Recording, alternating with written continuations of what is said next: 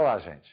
Hoje nós vamos falar do sistema nervoso central e sistema nervoso periférico. O que vem a ser sistema nervoso central periférico? Na realidade, nós temos uma grande rede de neurônios que vão controlar todo o funcionamento do nosso corpo. Os neurônios vão se associar, formando órgãos, formando feixes, com a finalidade de integrar todo o funcionamento orgânico. Nós só não podemos esquecer que esse funcionamento orgânico, ele irá trabalhar em conjunto com o sistema endócrino, que é um outro sistema que a gente vai falar depois dele. O sistema nervoso e o sistema endócrino formam o que a gente chama de sistemas integradores. Mas vamos nos preocupar hoje com o sistema nervoso. Bem, como é que o sistema nervoso nasce? Na realidade, durante a fase de desenvolvimento embrionário, um grande tubo se forma na região dorsal do embrião. Esse tubo se denomina tubo neural. O tubo neural, então, começa a sofrer dilatações na região anterior dele. Ou seja, eu tenho um tubo que na ponta vai começar a dilatar, formando inicialmente 3 grandes dilatações: o proencéfalo, o mesencéfalo e o rombencéfalo. O proencéfalo vai posteriormente dar origem ao cérebro, ao tálamo e ao hipotálamo. O mesencéfalo não sofrerá grandes alterações. E o rombencéfalo vai dar origem ao bulbo, ao cerebelo e à medula. Mas o início da medula, a parte denominada de ponte, porque a medula que a gente conhece, na realidade, vai ser o trecho do tubo neural que não sofre dilatação. Então, o sistema nervoso, ele parte de um todo, se especializando e tornando-se o mais complexo sistema dentro do nosso organismo.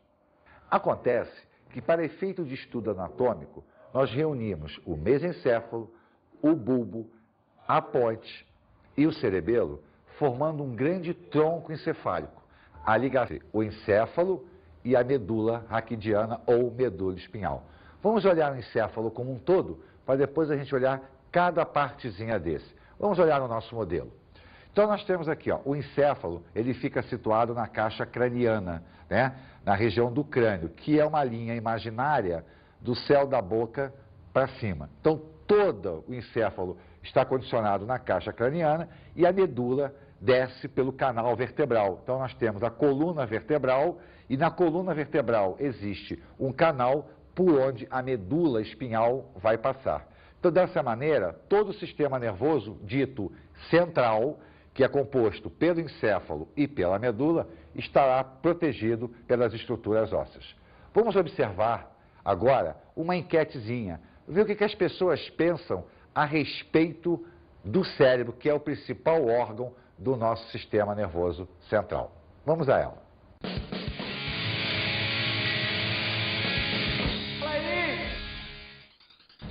Oi pessoal, vou fazer uma perguntinha básica para vocês aqui de biologia. Vocês sabem por que chamam o cérebro de massa cinzenta? Não. Você sabe? Não. Vocês podem me falar por que o cérebro, as pessoas dizem que ele tem uma massa cinzenta? Por que chamam ele de massa cinzenta? Não faço ideia. E aí, vamos ver se esse pessoal que sabe alguma coisa sobre o cérebro humano. Qual a cor do cérebro? Bege. Vermelho. Azul.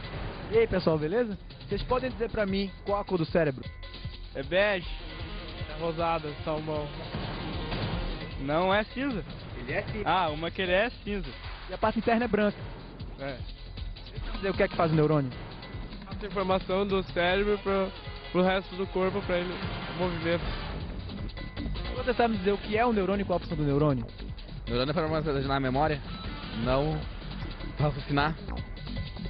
Você sabe me dizer qual a cor do cérebro? Acho que deve ser vermelho, sei lá. Estão com vergonha? Vem cá, vem cá. Eu queria que vocês me falassem qual a cor do cérebro.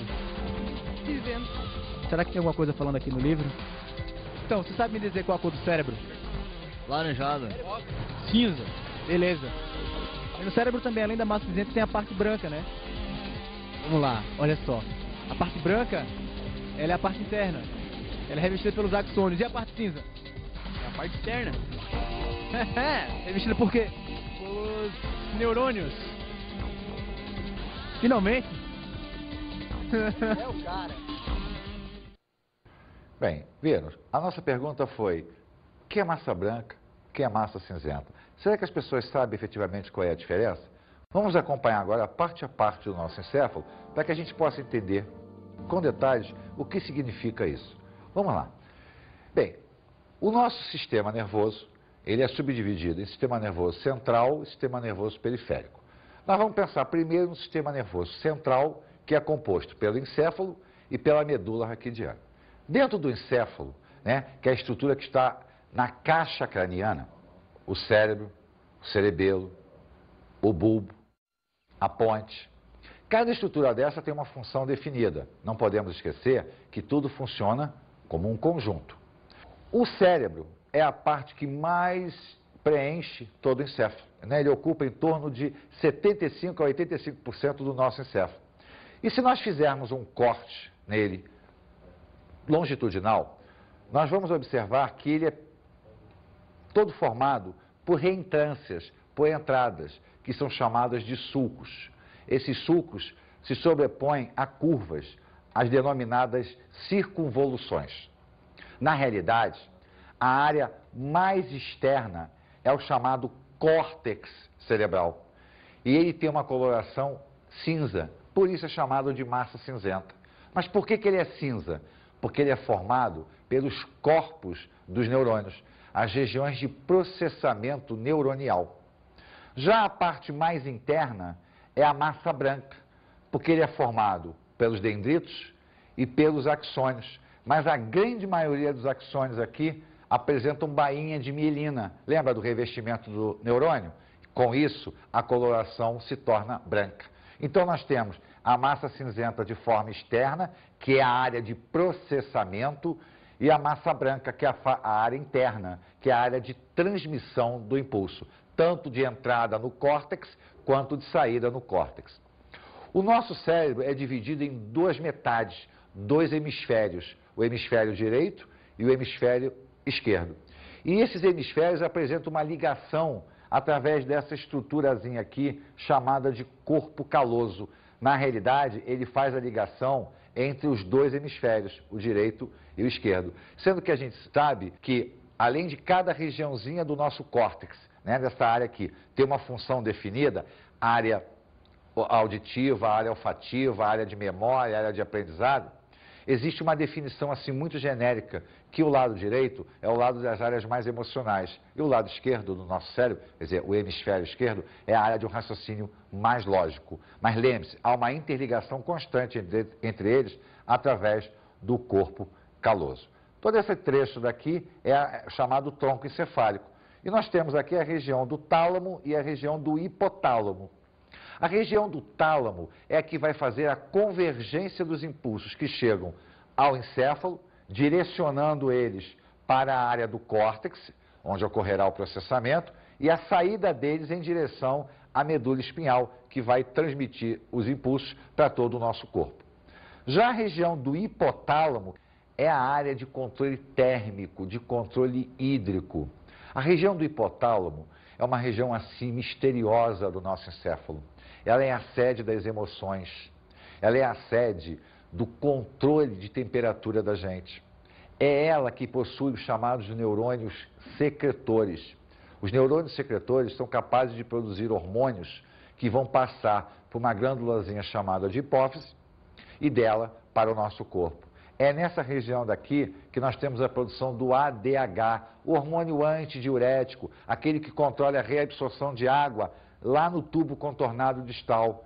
Com isso, essa região responde pelo controle da água, o controle hídrico e o controle de temperatura. Esse trecho daqui é a região do mesencéfalo, que associado ao conjunto como um todo, vai dar o controle do equilíbrio da gente. Só que, na realidade, o equilíbrio humano, dos mamíferos de uma maneira geral, ele é extremamente complexo. Ele não funciona sozinho. O mesencéfalo, associado ao funcionamento do cerebelo e da região da ponte, vai fazer com que o nosso cérebro tenha o posicionamento correto do nosso corpo. Mas para não sobrecarregar o funcionamento cerebral, esse trecho daqui do cerebelo e da região do bulbo, da ponte, etc., e do mesencéfalo, são capazes de coordenar o equilíbrio através de reações complexas, como é o caso de um andar de bicicleta, se equilibrar, sentar, levantar. Eles conseguem controlar o posicionamento do nosso corpo através de informações oriundas da região da orelha interna. Então, o conjunto de informações vai manter o nosso corpo em equilíbrio. Esse finalzinho aqui, já aqui por baixo, chegando então, já quase na saída da medula espinhal, é o bulbo, ou medula oblonga. Na realidade, ele faz a coordenação cardiorrespiratória. É ele que vai manter a contração do diafragma e da musculatura intercostal para o mecanismo de inspiração e expiração. Só que ele não faz sozinho, ele aproveita e faz um controle cardíaco para que a gente tenha a regulação dita cardiorrespiratória. A partir daí, então, o sistema vai descer pela medula espinhal. A medula espinhal, então, é um feixe que vai correr por dentro do canal vertebral. Só que ela é interessante sob um aspecto. Enquanto nós temos no encéfalo, principalmente no cérebro, o córtex sendo a massa cinzenta e a região interna, a massa branca, na medula é o inverso. A área interna é a massa cinzenta, a área externa é a massa branca. Isso porque a massa cinzenta é o corpo do neurônio, é a área de processamento. Então, no caso da medula, a área de processamento é interno. Externamente a ela estão as ramificações que vão levar e trazer os impulsos nervosos. Porque a medula tem uma grande função: transmitir os impulsos do corpo para a área encefálica e levar a resposta da área encefálica para o corpo. Além disso, a medula participa e muito do chamado sistema nervoso autônomo, que é um sistema que vai controlar determinadas funções do nosso corpo sem que o cérebro, cerebelo ou qualquer outra estrutura encefálica tenha que se preocupar. Então, dessa forma, nós vimos de uma maneira bem geral o sistema nervoso central, formado pelo encéfalo e pela medula. Agora, nós vamos falar das meninges. O que são as meninges? São membranas que revestem todo o sistema nervoso central, o encéfalo e a medula espinhal. Na realidade, existem 3 meninges: a dura mater, a aracnoide e a pia mater. Vamos dar uma olhadinha em cada uma do seu posicionamento a nível encefálico, lembrando que o posicionamento que a gente vê a nível encefálico é o mesmo da medula espinhal e as funçõezinhas dela. Vamos dar uma olhadinha no nosso esquema aqui. Nós temos aqui a estrutura óssea externa que forma o nosso crânio. A primeira meninge, situada logo abaixo da estrutura óssea, é a dura mater. É a meninge mais fibrosa, a mais resistente. Ela tem uma grande concentração de colágeno. Isso porque ela está muito próxima da estrutura óssea. A meninge intermediária é a chamada aracnoide. Ela ganha esse nome porque ela tem umas expansões, uns pilares que a apoiam sobre a terceira meninge, que é a pia mater, a mais sensível, a que fica apoiada mesmo, no sistema nervoso central. Só que a aracnoide, ela é altamente vascularizada e ela irriga esses vasos sanguíneos em direção à pia mater, para nutrir a pia mater de uma maneira bem intensa, visto ser esta membrana a mais delicada, aquela que tem um contato muito íntimo com o sistema nervoso central. Só que entre a aracnoide e a pia mater existe um espaço, é o espaço subaracnoide. Esse espaço é preenchido por um líquido, o chamado líquido espinhal ou líquido cefalorraquidiano ou simplesmente licor. Esse líquido banha todo o sistema nervoso, inclusive ele é capaz de penetrar entre as reentrâncias do cérebro, entre os hemisférios. Qual é a finalidade desse líquido? É proteger o sistema nervoso central contra choques mecânicos. Isso porque qualquer traumatismo, qualquer pancada que aconteça na área óssea, as ondas de choque vão atravessar a dura mater, a aracnoide e vão encontrar um outro meio, um meio aquoso. E quando a onda de choque muda para o meio aquoso, ela reduz, ela amortece, chegando então ao sistema nervoso central de uma maneira mais tênue. Então a finalidade das meninges é justamente o quê? Proteger todo o nosso sistema nervoso central, desde o encéfalo até a medula raquidiana. Bem, nós falamos no sistema como um todo. Agora nós vamos nos preocupar com a comunicação desse sistema com o resto do corpo com esse sistema. Vamos falar agora dos nervos. O que são nervos? Os nervos são um conjunto, são feixes de axônios ou de dendritos, revestidos por um tecido conjuntivo. Então, na realidade, você tem o corpo do neurônio e os dendritos se expandem formando feixes, ou o axônio. Só que, na realidade, o nervo não é formado por um dendrito, nem por um axônio. É um conjunto de dendritos, é um conjunto de axônio. Agora, dependendo do sentido do fluxo nervoso, esses nervos serão classificados de 3 formas. Se ele leva a informação para dentro de uma área de processamento, nós dizemos que esse nervo ele é sensitivo ou aferente. Se ele apenas traz a resposta da área de processamento, nós dizemos que ele é motor ou eferente. Acontece que existem nervos formados pelos 2 feixes.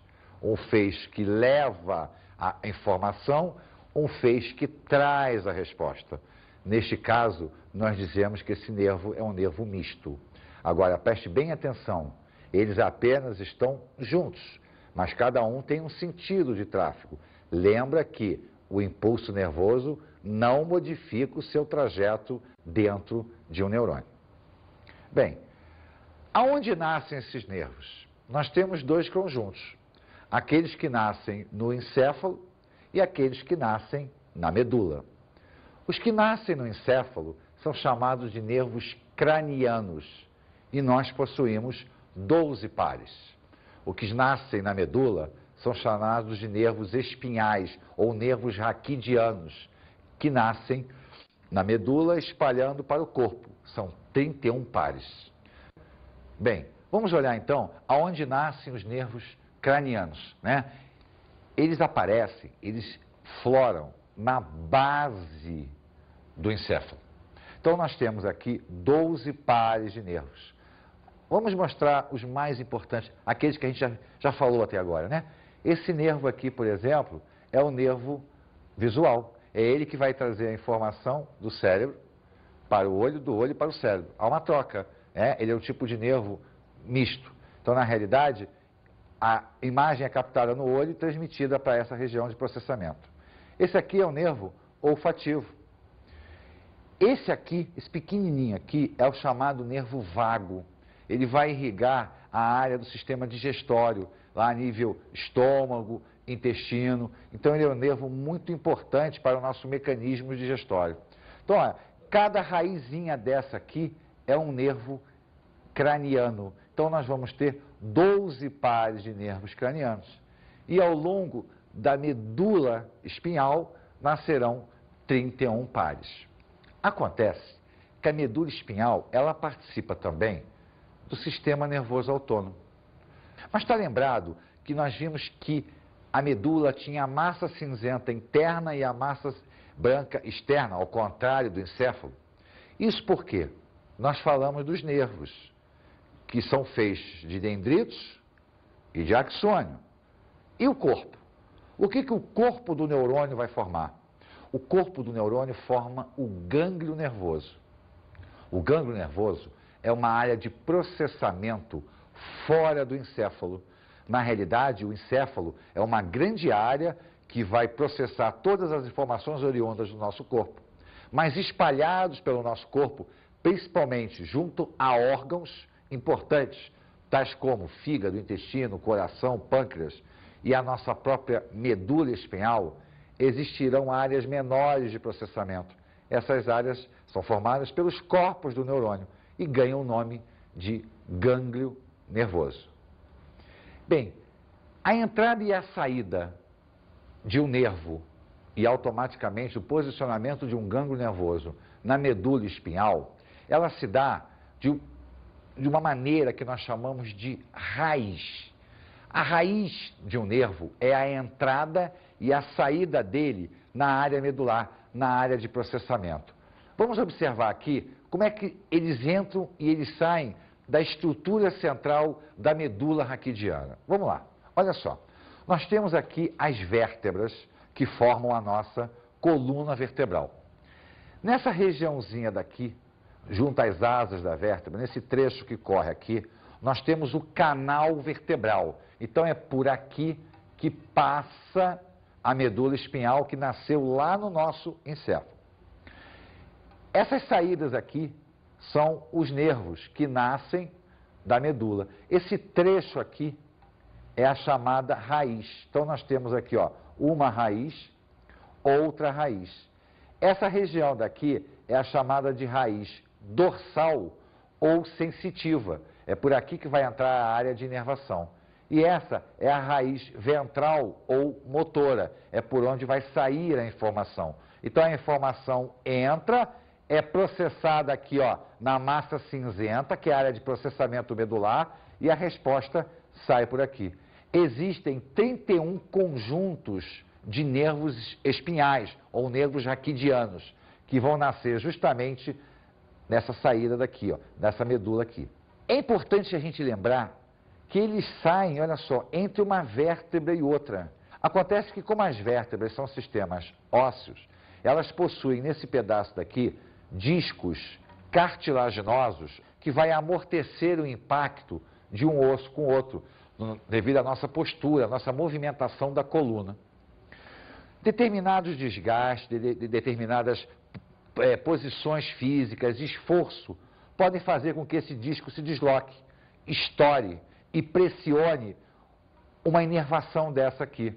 Isso é que nós chamamos de hérnia de disco. Por isso a hérnia é tão dolorosa, por isso ela dá dificuldade motora. A raiz dorsal e a raiz ventral de um nervo é extremamente importante quando a gente olha a medula como um funcionamento do sistema nervoso autônomo. Acontece que, independente do sistema nervoso autônomo, nós nascemos com uma capacidade de defesa nata, ou seja, respostas elétricas, respostas nervosas, sem que nós precisemos pensar nisso. Esse fenômeno é chamado de um arco reflexo. Na realidade, é uma resposta de salvaguarda. Ele funciona para evitar que o nosso organismo sofra uma agressão maior do que naturalmente ela já sofreu, porque quando o ato acontece, alguma agressão já aconteceu. Um arco reflexo, então, ele pode ser dividido em simples ou composto. Depende de como a medula vai se comportar, porque é justamente a medula raquidiana que participará ativamente do processo do arco reflexo. Vamos acompanhar o nosso esqueminha aqui para que a gente possa entender o mecanismo de um arco reflexo. Um arco reflexo simples é aquele em que o estímulo vai acontecer, ele vai entrar por um nervo sensitivo, que é formado por neurônios sensitivos ou aferentes, passará pela área da medula, que compreende todo esse trecho aqui, e sairá através de um neurônio motor ou nervo motor, também denominado de eferente. Então acompanhe o trajeto comigo. O estímulo entrou, passou e saiu, indo a resposta para uma área muscular. Lembra daquela pancadinha que o médico dá no nosso joelho ou no nosso cotovelo? Isso se chama reflexo patelar. Na realidade, quando o médico bate, ele pressiona determinados gânglios, gerando um estímulo. A corrente elétrica vai atravessar todo o sistema e vai voltar no músculo. Por isso a nossa perna balança, por isso o nosso braço balança. Acontece que o nosso encéfalo não tomou conhecimento disso. Você até acha, porque você está vendo, mas a resposta elétrica foi direta. Mas em alguns momentos, ele toma consciência do fato. Ele toma através do chamado neurônio associativo. É o que nós chamamos de arco reflexo composto. Olha só, eu tenho um estímulo, o impulso vai entrar, e quando ele entra na área da medula, que corresponde a todo esse trecho, eu vou encontrar um neurônio associativo ou um neurônio de associação. Qual é a finalidade dele? É ligar o arco ao nosso sistema nervoso central, ao nosso encéfalo. A resposta vai continuar, por isso é um arco, ó. Partiu, passou e voltou. O encéfalo não precisa processar a informação para que o arco aconteça. Ele apenas vai tomar conhecimento de que o arco aconteceu. Por que que ele aconteceu? É como, por exemplo, você pega às vezes um objeto quente. Você pega um objeto quente e você solta esse objeto. Por quê? Porque ao segurar a temperatura, o estímulo, acionou aqui as terminações nervosas para o calor, o impulso veio pelo neurônio sensitivo, passou na nossa medula, veio a resposta para o braço e a mão abriu. Só que simultaneamente a isso, o neurônio associativo fez a conexão do arco com o nosso encéfalo. Então o encéfalo toma conhecimento do que aconteceu e, consequentemente, providenciará a resposta. Não a resposta do arco, mas uma resposta para que, novamente, isso aqui não aconteça. Visto que a finalidade do arco reflexo é evitar danos maiores ao nosso organismo. Que você queime mais a mão, ou bata alguma coisa no seu olho, bata a segunda, o seu olho vai fechar, né? A gente pisca quando alguma coisa toca. É um arco reflexo. Então, os arcos têm a finalidade de proteger. Vamos ver agora o funcionamento do sistema nervoso autônomo. Nós falamos tanto nele, mas na realidade, o que representa o sistema nervoso autônomo? Será que ele tem órgãos próprios? Será que na realidade ele funciona independente do central? Não, no fundo, todos eles funcionam de maneira coordenada. Olhemos agora esse nosso organograma do sistema nervoso periférico. O sistema nervoso periférico, era o que nós estamos falando, de nervos e gânglios, na realidade, ele vai funcionar para transmitir o impulso encéfalo-corpo, corpo-encéfalo, e também vai funcionar de maneira automática. Por essa razão, nós dividimos o sistema nervoso periférico em dois sistemas: periférico voluntário, periférico autônomo. O periférico voluntário é quando ele está sendo comandado diretamente pelo sistema nervoso central. Então, olha só, os nervos raquidianos nascem na medula. Os nervos cranianos nascem no encéfalo. Só que o sistema é o quê? Voluntário. Por que ele é voluntário? Porque a conexão encéfalo-medula, medula e encéfalo, ela é consciente. Os nervos funcionam de maneira automática, mas por comando do encéfalo, por resposta da medula. Por resposta da medula, nervo raquidiano. Do encéfalo, nervo craniano. Então é o ato de quê? De andar, de falar, de gesticular. Isso é voluntário, ele acontece se você quiser. Porém, o mesmo conjunto de nervos pode trabalhar de maneira automática.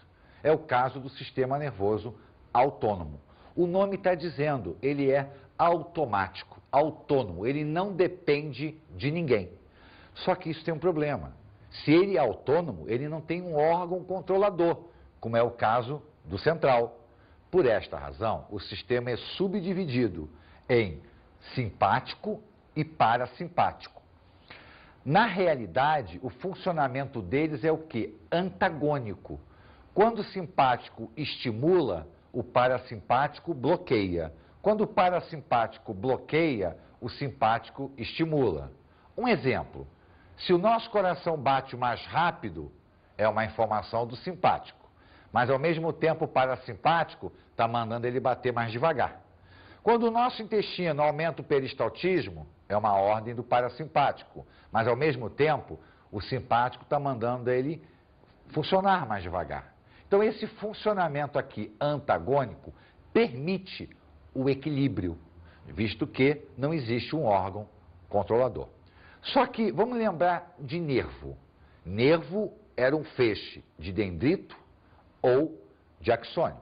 Mas se eu tenho um dendrito, se eu tenho um axônio, eu tenho que ter um corpo do neurônio no meio do caminho. E esse corpo é um gânglio. Só que, ó, no sistema simpático, quer dizer, naqueles nervos que formam o sistema dito simpático, os seus gânglios vão ficar próximos da medula. Naqueles nervos que formam o parasimpático, os seus gânglios ficam próximos ou até dentro dos órgãos. Então, na realidade, o gânglio é uma área de processamento que não é encefálica, mas é importante. O autônomo tem a sua área de processamento, são os gânglios do simpático, são os gânglios do parasimpático. Esse mecanismo antagônico é que mantém a homeostase, que é o equilíbrio orgânico da gente. Mas lembra que quando nós falamos de neurônio, nós vimos que ele não se ligava a ninguém. Ele tinha um espaçozinho chamado de sinapse. E as sinapses funcionavam através dos chamados neurohormônios ou neurotransmissores. O sistema simpático e o sistema parasimpático, ele possui neurotransmissores próprios. O simpático, o mais importante neurotransmissor é a adrenalina ou noradrenalina. E o parasimpático é a acetilcolina. Então, os nervos que formam o sistema parasimpático, eles têm como comum o seu neurotransmissor, que é a acetilcolina. Os nervos que formam o sistema simpático têm o seu comum, que é a adrenalina ou noradrenalina, também conhecida nos meios médicos como epinefrina. Então, o sistema nervoso periférico, ele não é basicamente um conjunto de nervos. Na realidade, ele é uma grande e complexa rede nervosa que interagem a nível encefálico e orgânico. Depois de toda essa observação a nível anatômico e muito pouco fisiológico do sistema nervoso, vamos escutar o depoimento de um neurologista. A dor de cabeça. Existem dois tipos de dor de cabeça que nós classificamos em primária e secundária. Primária é aquela dor de cabeça que não tem origem numa doença séria, por exemplo, um tumor cerebral. O indivíduo que me procura aqui com uma dor de cabeça, eu primeiro tenho que saber se essa dor de cabeça é primária ou secundária. A causa, tipo tumor, tipo infecção, tipo abscesso cerebral, tem uma série de outras dores de cabeça que nós temos na clínica privada e no hospital diariamente, que são as famosas enxaqueca. O que é enxaqueca? Enxaqueca é uma dor de cabeça que tem uma tendência familiar, não chega a ser hereditária, porque não segue as leis de Mendel, mas muitos membros de uma mesma família têm enxaqueca. Às vezes são de difícil cura. Está diretamente ligado à situação da pessoa. Pessoas que têm dificuldades de todas as formas, situacional, econômica, familiar, etc., são mais propícios a essa dor de cabeça. Mas existem outros distúrbios do sistema nervoso. Mal de Alzheimer, Parkinson, esclerose múltipla, que é a destruição da bainha de mielina, demência. Todas essas doenças, todos esses distúrbios são provocados por falhas genéticas, ou já de forma hereditária, ou aquelas adquiridas ao longo da nossa vida. Lamentavelmente, isso é uma situação muito comum dentro da espécie humana. Vamos agora às nossas dicas de estudo.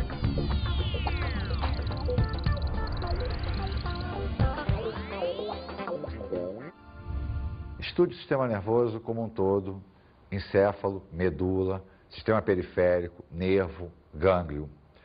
Olhe com atenção o ato reflexo, o arco simples, o arco composto.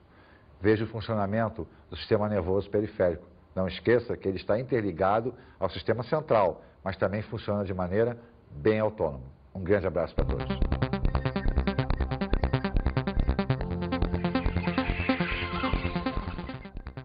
Na aula de hoje, estudamos o sistema nervoso central e periférico. Vimos o desenvolvimento embrionário, a formação básica do sistema nervoso central, posteriormente periférico, vimos o arco reflexo simples composto, vimos a